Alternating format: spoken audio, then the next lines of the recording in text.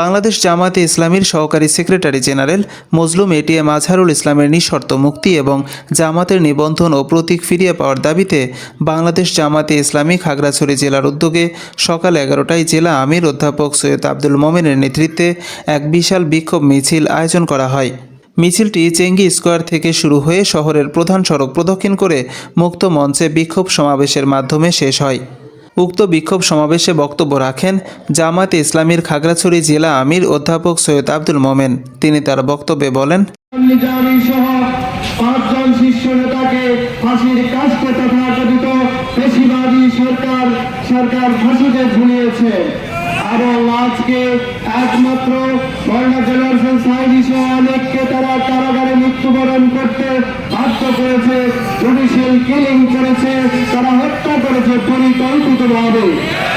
কিন্তু আজকে এখনো পর্যন্ত জামাতের সহকারী সেক্রেটারি জেনারেল তৎকালীন ভারপ্রাপ্ত secretary general ATM Azharul Islam এখনো আল্লাহ তাকে জীবিত রেখেছেন।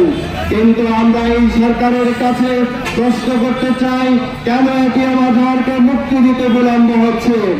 সংগ্রামী ভাইরাম, আমরা চাই যে তাকে মুক্তি দিয়ে অবিলম্বে আমাদের কাছে পাঠানো হোক, নতুবা জামাত ইসলামী আরো জোরদার আন্দোলন করে এই সরকারকে বাধ্য। এ সময় উক্ত সমাবেশে প্রধান অতিথি হিসেবে বক্তব্য রাখেন বাংলাদেশ সুপ্রিম কোর্টের বিশিষ্ট আইনজীবী, জাতীয় সংসদের 298 নং খাগড়াছড়ি আসনের জামাত মনোনীত সম্ভাব্য প্রার্থী অ্যাডভোকেট ইয়াকুব আলী চৌধুরী।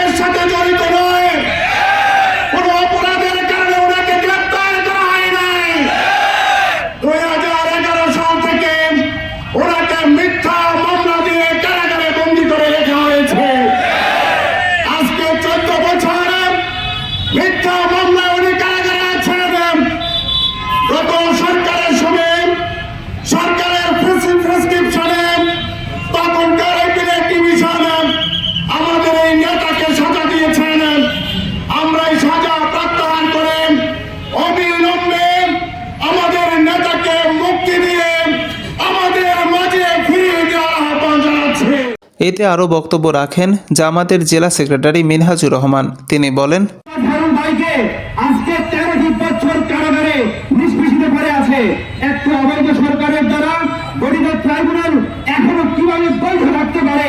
এখনো কিভাবে কারাগারে আমাদের মজলুম নেতা বন্দী থাকতে পারেন?